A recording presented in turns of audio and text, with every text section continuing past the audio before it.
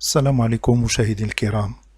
قبل ما نبداو قصتنا بغيتكم تدعموا هذه القناة بالاشتراك فضلا وليس امرا.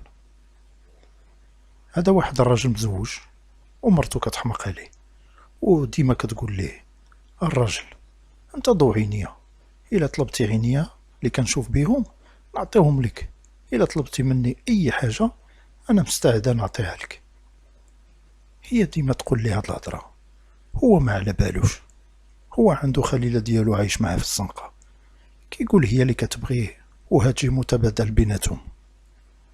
واحد النهار مشى جلس مع صاحبو في القهوة، وصاحبو قاري تبارك الله، وقال ليه: المرا ديالي ديما فرع عليا راسي كنبغيك، انت عينيا اللي بغيتي نعطيها ليك، ولكن انا ما متيقاش. قالو صاحبو: واش بغيتي تعرف واش مرتك كتبغيك بصح ولا لا؟ قال له: ما كرهتش. قالو صاحبو: غادي تمشي عند مرتك كتبكي وقول ليها راني مشيت عند الطبيب وقال لي الكلية ديالي عياو، خاصك شي واحد يعطيك شي كلية، وشوف اش غادا تقول لك. هنا هذا الرجل دخل عند مرتو كيبكي، قالت له: مالك علاش كتبكي، اش خاصك، شنو ضرك؟ قال لها: مشيت عند الطبيب دوزت عنده قال لي الكلية ديالي عياو، خاصني شي واحد يتبرع بشي كلية، وإلا ما لقيت شكون يعطيني الكلية غادي نموت. هنا المرا ديالو قالت ليه: ما تقلبش على حتى شي واحد يعطيك الكلية، انا اللي غادي نتبرع ليك بالكلية ونعطيهم لك بجوج، انا هي النص ديالك الثاني، نمشي عند الطبيب نديرو التحاليل، الا كانت الكلية ديالي مناسبة لك انا مستعد نعطيهم لك بجوج. قال ليها: اش كتقولي يا هاد المرا، وهاد الولاد لمن غادي نخليهم وحنا غادي نديرو العملية بجوج؟ قالت لي: نخليهم لله سبحانه وتعالى، كتهمني انت كتر من الولاد. الرجل بقى كيشوف مرتو عينيه دمعوا ليه، قال ليها: واخا غدا غادي نمشيو ان شاء الله عند الطبيب. مشى لاغد لي عند صاحبو، قال لي: راه المراه قالت لي مستعدة تعطيني الكلية ديالها وقالت لي نعطيهم لك بجوج.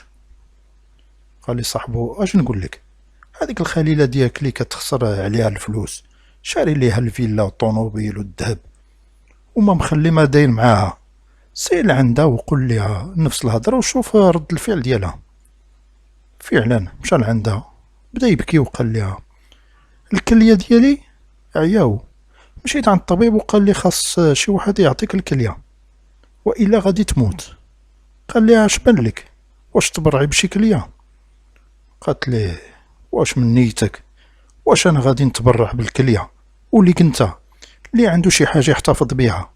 انا ما نتبرع لا بكليه لا بتا حاجه، الكليه ما كيتبرعوش بهم الناس، دابا انا عندي شي شغل ما مسالياش، الله يعاونك. سمحت فيه وخرجت. هنا رجع عند صاحبه وقال له: شوف صاحبي، السيده اللي قلت كتبغيني وكنبغيها شنو قالت ليا؟ صاحبه رد له الراس وقال له: رجع عند مرتك، موت ولادك، مرتك موت ولادك كتبغيك انت، ما كتبغي لا طمع لا فلوسك، ما كتبغيش هادشي اللي كتملك، اما هاديك الخليلة طامع في فلوسك وطامع في هاداك الشي اللي انت عندك. اي راجل كيشوف هاد الفيديو وعنده مرا بنت الناس يتهلا فيها ويحطها في عويناتو، لان الفرصة كتعطى مرة وحدة ما كتعطاش جوج مرات. وانتوما جاوبوني في كومونتير، واش تقدروا تعطي الكلية ديالكم لمرتك ولا راجلك؟